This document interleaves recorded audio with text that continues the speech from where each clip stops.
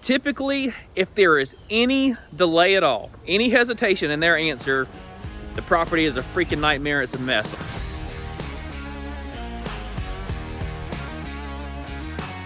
As I have gained more and more experience in the lawn care industry over the last 6 or 7 years, you end up developing a knack for talking to people on the phone. And in this video, I want to give you 3 questions that I ask prospective clients that allows me to gather great information. So without further ado, here's 3 questions that I like to ask. Hopefully it's going to help you out whenever you're on the phone with future clients. Okay, number 1, whenever I have a client who is possibly signing up for lawn care service, one of the questions that I like to ask is the lawn currently serviced by a lawn care provider, okay? With that question, you are going to get such good information. It could be things from, yes, we had somebody, but they're doing this that I don't like, or their service schedule isn't consistent.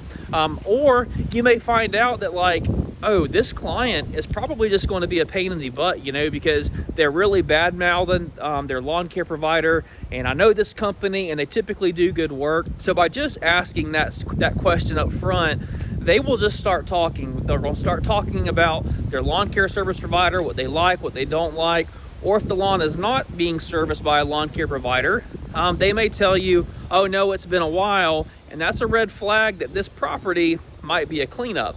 Which that brings me into the second question that I like to ask people on the phone. Question number 2 is, what kind of condition is the yard in, or is the yard in pretty good condition? Typically, if there is any delay at all, any hesitation in their answer, the property is a freaking nightmare, it's a mess, okay? If the lawn is in good condition, you know, it's maintenance ready, it's going to fall under our maintenance pricing. That's a yard that's in good condition. They will say this. They'll say, oh yeah, you know, I'm just sick of doing the yard, it's getting too hot, or I'm just ready to outsource this, or something like that. But if they pause and say, well, it's been a while, you know, it's probably been 2 or 3 weeks since it's been cut.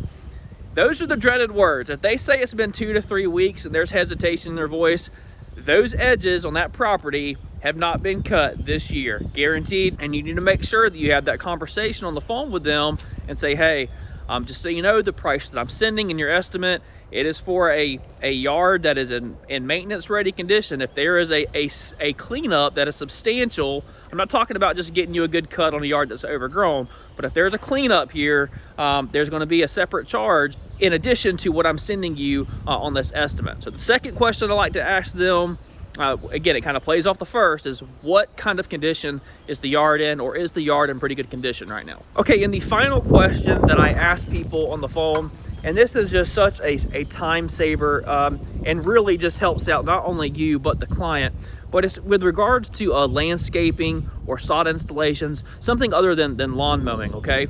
If you're an irrigation company, it could be irrigation. But the question that I like to ask a prospective client on the phone, if they are looking at signing up for a sod project or landscaping installation, do you have a budget for this project? Or what is your budget for this project? Because here's what happens. If you go out to a property and you're bidding a sod installation, and sometimes, guys, clients, they just have no idea what this costs.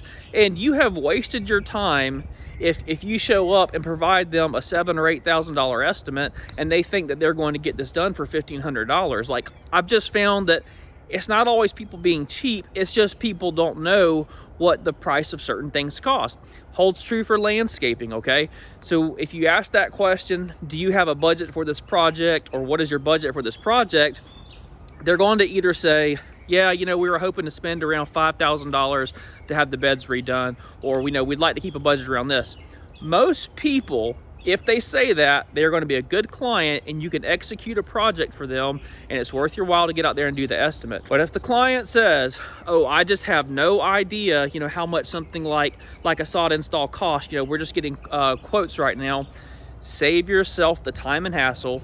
And what you need to do is you need to talk to them over the phone about how much this project typically costs, okay? It's going to save you time and it's going to save them time, all right?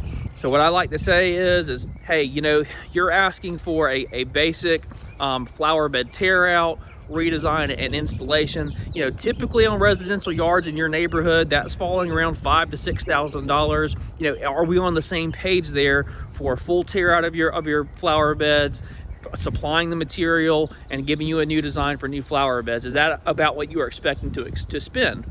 You know, and if somebody has a $500 project, then they can tell you on the phone like, oh no, I'm sorry, we really just would like to get our hedges trimmed and then mulch installed. Well, that's the conversation that you need to have right there, okay? Because you can find out, like, there's no point in you going to somebody's home, talking with them, and then coming up with a $7,000, $10,000 design when they have a $500 budget. You understand what I'm saying? So you need to be on the same page with your client about what their budget is. Just be upfront, let them know what a project typically costs, just to make sure that y'all are on the same page. And if they truly have no idea, then you tell them. You say, hey, this is how much this project typically costs. And if you have a budget, just let me know and I'll do as much as we can and make it look as absolutely good as we can for your budget. That's another option. You can save yourself so much time and hassle and headache by just asking those questions. You know, is the lawn currently serviced by a lawn care provider? What kind of condition is the yard in? And finally, do you have a budget for this project, or what are you expecting to spend on this project? Guys, those questions will get you golden information from your clients. Use it on your next phone call. Tell me I'm wrong. Y'all have a good day.